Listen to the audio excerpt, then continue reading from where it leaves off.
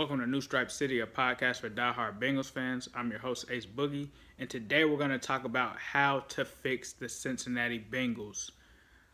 So for all my new followers, I appreciate you guys subscribing. If you're new to the channel, make sure you subscribe. I'm doing an Ocho Cinco autograph giveaway. It was pretty dope to have him as one of the 50 that joined us yesterday.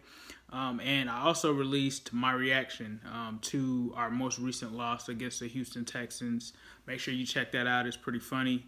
But today I'm really just going to try to get into some more things that we kind of need to do immediately and long term in order for the Bengals to be successful in 2017. My first suggestion, fire Ken Zampese. It's pretty straightforward and pretty easy, right? But the thing is, we don't want to promote Bill Lazor because Bill Lazor has a bad history with the Miami Dolphins where he was the offensive coordinator there. And he was very bad. He barely ran. He was really bad. So we don't want to promote him.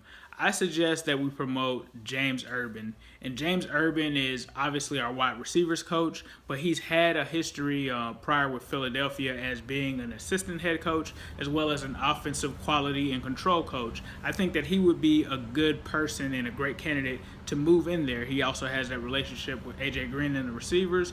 Why not promote him? Second, and I think that this is pretty obvious, but we need to bench Andy Dalton and start A.J. McCarron. And the reason that I say this is because you need to know exactly what you have in A.J. McCarron from a short-term and long-term perspective. And I feel like he could fill both needs. So you have to actually put him in there to see what he can do. I know that there's always been a debate between the two guys, and some people say that McCarron looked bad in the preseason, but that's a preseason game. Don't forget that this guy did, in fact, bring the Bengals down, bring the Bengals back, against the Steelers in a playoff game where they were down, I believe it was 16-0, in bad weather conditions and in the playoffs. This guy did that. He was also able to almost beat the Denver Broncos. So don't underestimate him. I definitely would take that more into consideration versus his recent preseason performance. And he actually was pretty upset in the preseason because he wanted to be traded. But you have to see what you have there.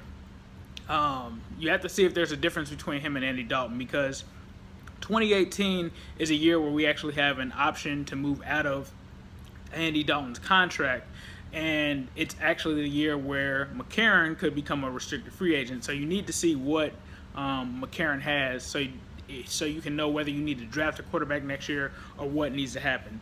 The third thing, obviously, I'm not sure how likely this is, but you need to fire Marvin Lewis. If you do fire Marvin Lewis, I think that the guy that you want to promote there and the likely candidate that would be promoted will be Paul Guenther. If you move Paul Guenther up there, he's done a great job so far this season of making sure that the defense is in place. And I think that he could still continue to be the defense coordinator if he is promoted to the head coach position. But Marvin Lewis just isn't right for this team anymore. We saw it last night. We saw some of that thinking, and I think that Guenther would actually promote some fresher ideas. He would play younger players. He would take more risk, and he would be, he wouldn't be as conservative as Marvin Lewis, and we've seen this for so long, and I think that would actually send a message to the team and everyone on the team that they need to step their game up. So I'm not sure if it's likely. I think that they honestly would end up moving on from Lewis after the season, but if they do, I would recommend them firing him and promoting Paul Guenther.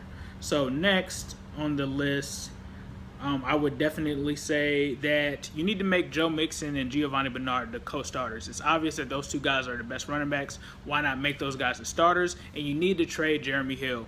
You need to look for any kind of trade suitors out there or trade partners, and I would definitely hone in on teams like Dallas with them not knowing what's going on with Ezekiel Elliott, with Philadelphia, as well as the New York Giants. That would be a perfect trade partner. So I think that you need to start looking into those kind of deals and seeing what you can get for some of these guys that will likely be gone next season. After that, I also have us, like I've stated in my previous video, if Cedric Ogbah continues to struggle, then you need to replace him with Andre Smith. I think that's a no-brainer. I also think that you also need to bench Bodine, and Bodine needs to at least have some competition in there. See what you have in your centers, whether it's J.J. Dillman, whether you decide to go with Westerman, whatever you decide to go, you need to see what your backup plan is at center because this offensive line is terrible. Let's see. Moving on from there, the next thing that I want to talk about is another trade, and I think that you should trade Darqueze Denard. And I think that you should trade him for some kind of quality lineman out there.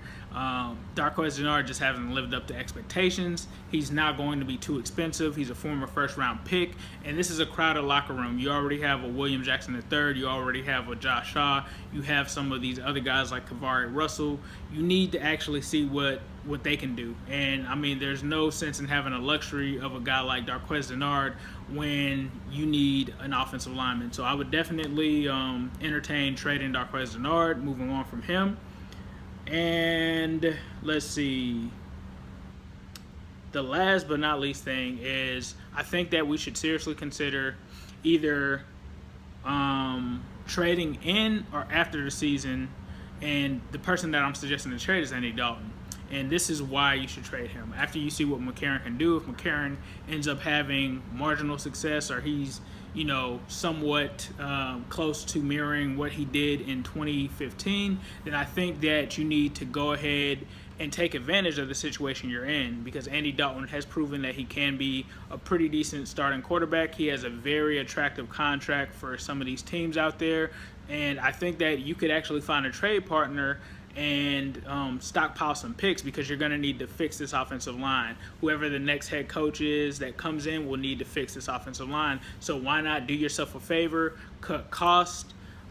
You're looking at a guy that has an average salary of $16 million a year. You can take that all the way down to $600,000 with McCarron, so you get money off of your books. You also can bring in some picks. I mean, you could possibly get a first rounder and more for Andy Dalton. So I would definitely look into that. I think some of the potential trade partners would be the Jacksonville Jaguars, the New Orleans Saints with Drew Brees coming off of the books next year. The 49ers would be an option that we could do now, and I think that we should take advantage of that. The 49ers would be a great partner. And then the Redskins, they have Kirk Cousins and they have that uncertainty, and then you have Jay Gruden there. So I think that they would definitely be open to a deal, but for some of those teams, they obviously have to wait until after the season. But I think that you should take advantage of that. And if any team has an in-season injury, I think that you'd be right to trade him to that team. But other than that, that's all that I have. Let me know what you guys' thoughts are. Hopefully it's not going to be a super long season. Hopefully they at least do half of the things on this list that I'm asking for. I don't even really expect them to do all of them, definitely with the realistic view on it. But let me know in the comments what you guys think. Do you guys agree with some of these things that I'm saying? Do you think that the Bengals will do any of these things? And if so, let me know which ones. But like always, it's Who Day, all day, every day, and especially on Sunday. Make sure that you comment, like, and subscribe. Make sure to share this with your friends because we do this for the diehards. So if you know any other diehard Bengals fans like you that would like to hear some of my content, make sure that you definitely share this with them. But you guys take it easy, and hopefully we can get some of these fixes done because if not, it is going to be a long season.